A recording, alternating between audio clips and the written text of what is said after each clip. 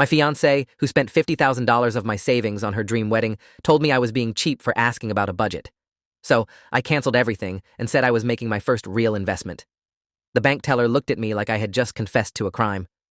She turned her computer screen slightly away from me, as if protecting it from contamination, and asked me to repeat what I had just said. I told her again that I wanted to know the current balance of my savings account, the one I had been contributing to for 8 years, the one that should have contained roughly $127,000 based on my calculations. She typed something, clicked twice, and then her face changed. She asked if I was aware of the recent activity on the account. I told her I was not aware of any recent activity because I had not made any withdrawals in over 14 months. She printed something and slid it across the counter without making eye contact. The paper showed a balance of $74,832. I stared at that number for so long that she asked if I needed water. I did not need water. I needed someone to explain how $52,168 had vanished from my account in the span of 5 months without my knowledge or consent. The teller pointed to a series of withdrawals, all made from a joint checking account that fed into the savings. I had forgotten that account existed. I had forgotten that 3 years ago, when Meredith and I got engaged, I added her name to it for emergencies. I looked at the withdrawal dates and amounts. December 14th, $8,500. January 3rd, $12,000. January 29th, $6,200. February 18th, $9,400. March 7th, $16,068. Each one processed cleanly, legally, by someone whose name was on the account, by the woman I was supposed to marry in 4 months. I had been building that savings account since I was 23 years old, fresh out of college with an engineering degree and a job at a civil infrastructure firm that paid decently, but not extravagantly. I started with automatic transfers of $400 every paycheck, increasing it by $50 each year as my salary grew. I never touched that money for vacations or cars or gadgets. I watched it accumulate like a patient gardener watching seeds become trees.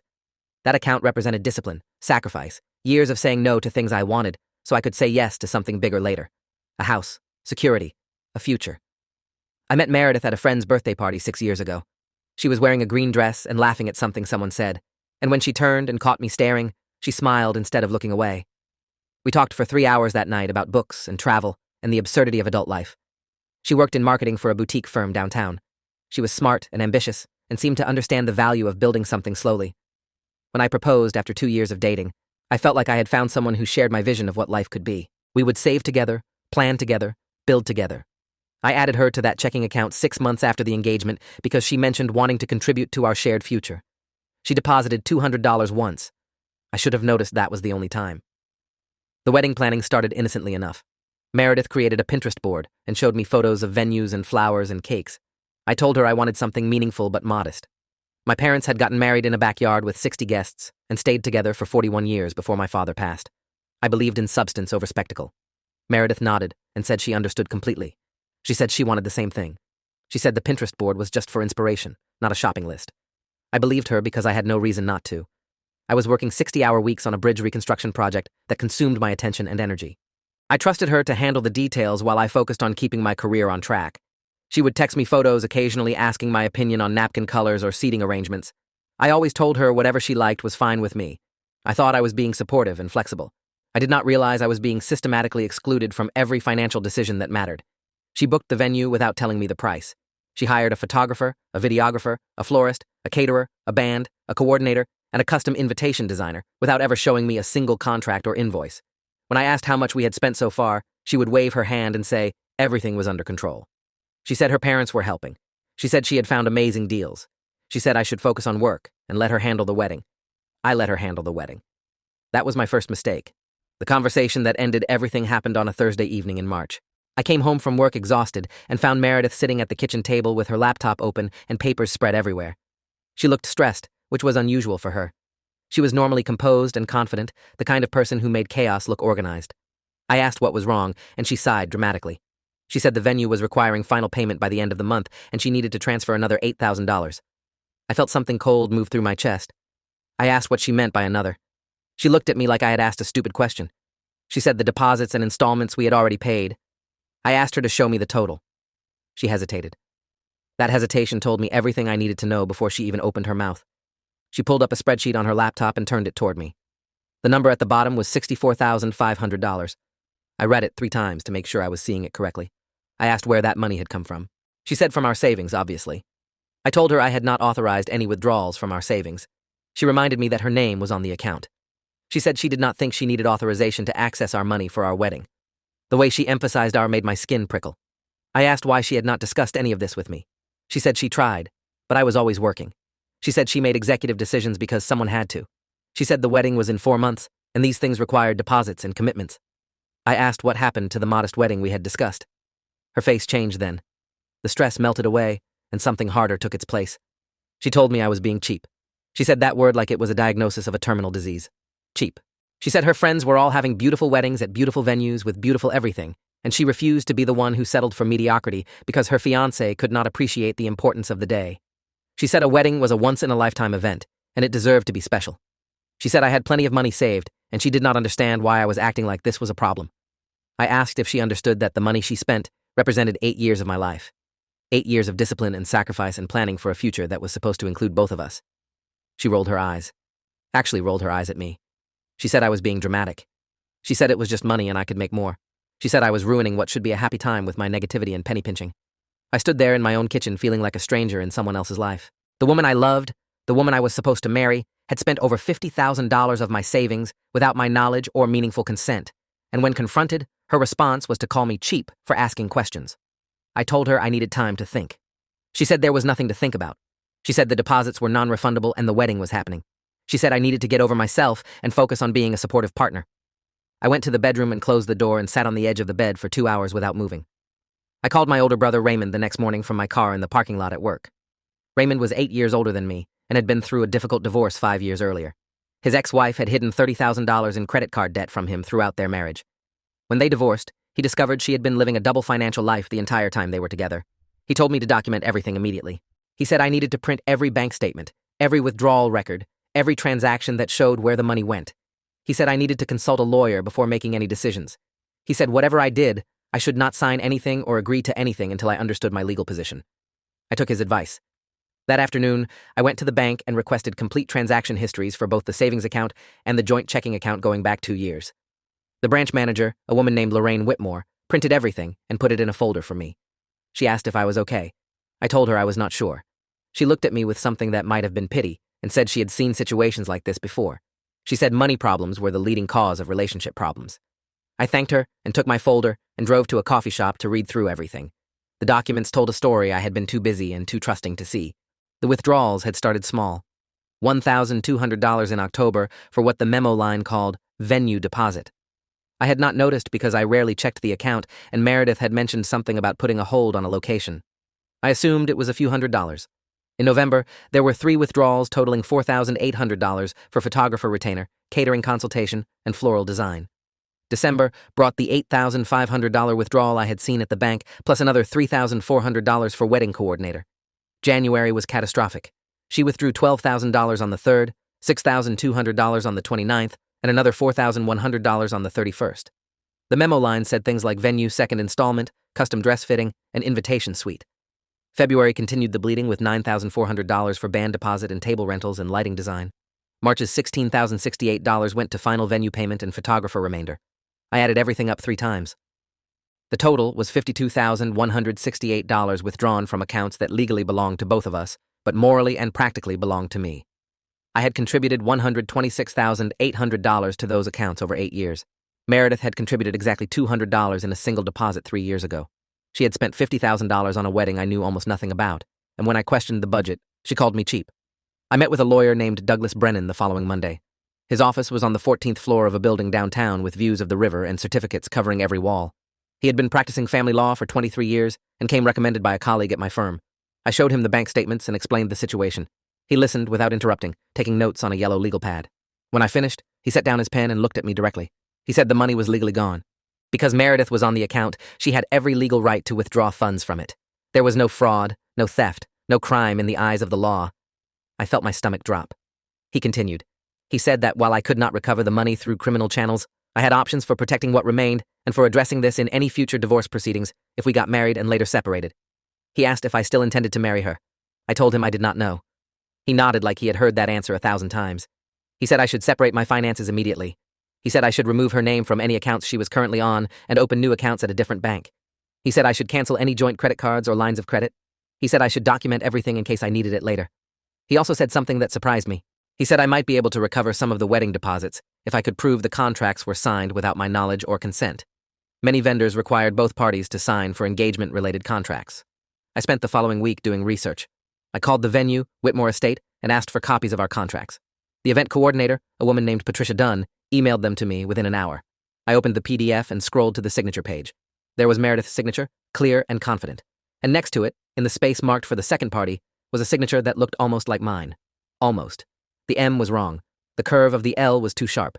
Someone had forged my signature on a $34,000 venue contract. I called the photographer next, Julian Reeves Photography. Same story. Forged signature on a $4,500 contract. The caterer, Morrison Bay Catering, had a forged signature on a $12,000 agreement. The florist, the band, the lighting company, the invitation designer. Every single contract had 2 signatures, and one of them was a forgery. I printed everything and put it in a folder. My hands were shaking so badly that I could barely hold the papers. The woman I was engaged to had not just spent my money without permission. She had committed fraud to do it. She had forged my signature on legally binding contracts totaling over $60,000. Douglas Brennan called this civil fraud with potential criminal implications. He said I now had significant leverage in any negotiation or legal proceeding. He said the vendors might be willing to release me from the contracts if I could prove I never signed them. He said Meredith might face serious consequences if I chose to pursue this. I asked what he recommended. He said that depended entirely on what I wanted to happen next. I did not confront Meredith immediately. I needed time to think, to plan, to understand what I was dealing with. I moved through the next 2 weeks like a ghost in my own life. I went to work, I came home, I ate dinner with her, and listened to her talk about seating arrangements and menu options and honeymoon destinations. She acted like nothing was wrong, like she had not stolen from me and forged my signature and called me cheap for asking questions. Her obliviousness was almost impressive. She had constructed a reality in which her actions were justified and my concerns were obstacles to be dismissed. She showed me photos of her wedding dress, a custom design that cost $8,200. She asked if I was excited about our first dance. She complained that her mother was being difficult about the guest list. I nodded and responded appropriately and felt like I was watching a movie about someone else's life. Meanwhile, I was quietly dismantling the financial structures that connected us. I opened new accounts at a different bank and transferred what remained of my savings. I removed her name from my credit cards. I changed the beneficiary on my life insurance policy from her to Raymond. I documented every expense, every withdrawal, every forged contract in a file that grew thicker by the day. Douglas Brennan reviewed everything and said I was building a solid foundation for whatever came next. The breaking point came on a Sunday afternoon 3 weeks after I discovered the withdrawals. Meredith's mother, Constance, came over to discuss final wedding preparations. Constance was a perfectly coiffed woman in her early 60s who had never worked a day in her life and believed that her daughter deserved only the finest things. She sat in our living room drinking tea and talking about table linens like they were matters of national security. At some point, the conversation turned to the honeymoon. Meredith said she had booked us 2 weeks at an exclusive resort in Bali. She said the total was $18,000, but it was absolutely worth it for the experience. I felt something snap inside me. I asked when she had booked this trip. She said 3 weeks ago. I asked what she had used to pay for it. She said the joint credit card. I asked if she understood that the joint credit card was in my name and that I was responsible for the balance. She looked at me like I was speaking a foreign language. She said I was ruining the mood by bringing up money again. Constance interjected. She said I should be grateful that her daughter was willing to marry someone like me. She said Meredith could have had anyone, but she chose me, and the least I could do was provide her with the wedding and honeymoon she deserved. I looked at this woman who had just told me, in my own home, that I should be grateful her daughter was willing to tolerate me. I looked at Meredith, who was nodding along like her mother was making excellent points. I realized that nothing I said would change anything. These were people who believed money existed to serve their desires, and that anyone who questioned those desires was an obstacle to be overcome. I stood up and walked to the bedroom where I had hidden the folder of documents. I brought it back to the living room and set it on the coffee table. Meredith asked what that was.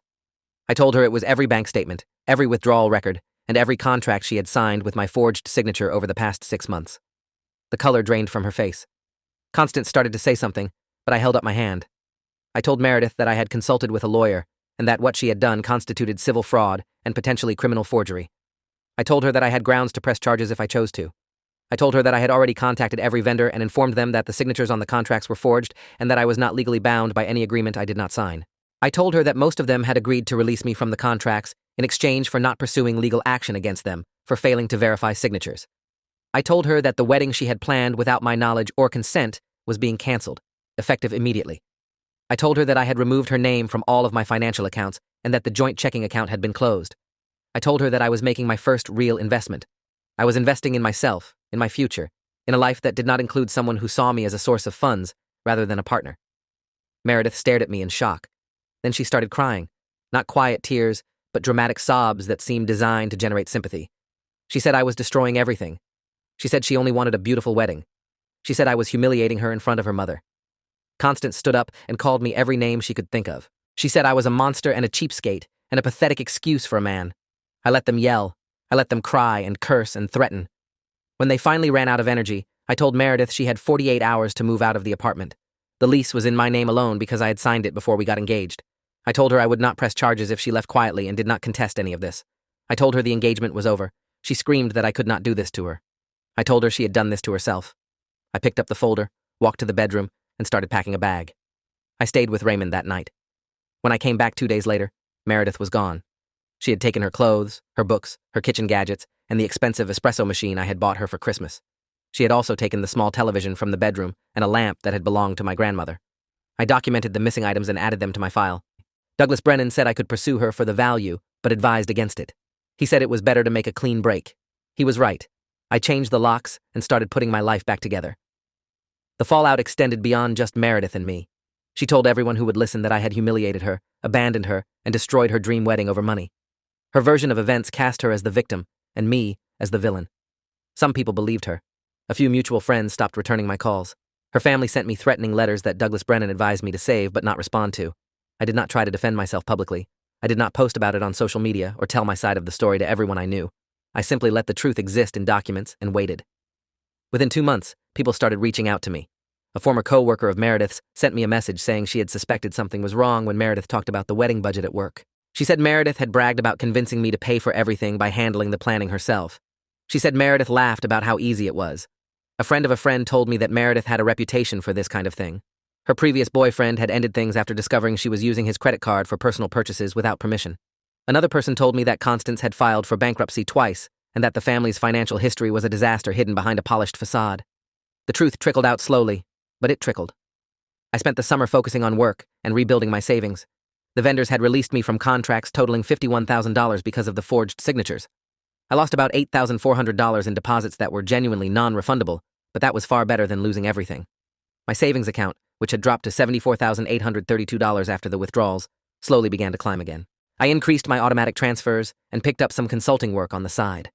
By September, I had recovered half of what I lost. By December, I was back to where I had been before Meredith started spending. The money returned, but something else had changed too. I was different. I was more careful, more aware, more protective of the things I had worked to build. I started therapy with a counselor named Dr. Leonard Ashford, a calm man in his 50s who specialized in relationship trauma. He helped me understand that what happened with Meredith was not really about money. It was about respect, about boundaries, about the difference between a partner and a parasite. He said some people saw relationships as collaborations, and others saw them as transactions. Meredith had transacted. She had calculated what she could extract from me and executed her plan with precision. The forged signatures were not accidents or oversights. They were deliberate acts designed to commit me to obligations I never agreed to. She knew exactly what she was doing. The final piece of resolution came almost a year after the breakup. I received an email from a lawyer representing one of the vendors, the lighting company. They had decided to pursue Meredith for the $4,200 she owed them after I was released from the contract. Her forged signature was not a valid contract, but her real signature on separate correspondence proved she had been the one who hired them. They were suing her for breach of contract and fraud. The lawyer asked if I would be willing to provide a statement about the forged signatures. I said yes. I provided copies of all my documentation, including the analysis I had done comparing the forged signatures to my real signature. The handwriting expert they hired confirmed that the signatures were not mine. Meredith did not respond to the lawsuit. She did not show up to court. The company won a default judgment against her for the full amount, plus legal fees.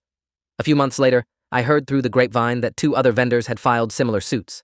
Meredith had tried to disappear into a new relationship with a new target, but the legal judgments followed her. Her wages were garnished. Her credit was destroyed. The beautiful wedding she had tried to create by stealing from me became a financial anchor that dragged her down for years. I do not feel happy about what happened to her. I do not feel satisfied by her suffering. What I feel is relief. Relief that I discovered who she was before we were legally married. Relief that I trusted my instincts when something felt wrong. Relief that I had a brother who knew what to do, and a lawyer who knew how to help, and the discipline to document everything carefully. The money I lost was painful, but it was also educational. I learned that trust should be earned incrementally, not given wholesale. I learned that sharing finances with someone requires verified alignment of values, not just promises. I learned that when someone calls you cheap for asking reasonable questions about money, they are telling you exactly who they are. I learned that canceling a wedding is not failure. Sometimes it is the smartest investment you will ever make. I started dating again about 18 months after Meredith moved out. I took things slowly. I asked questions I would have been too trusting to ask before.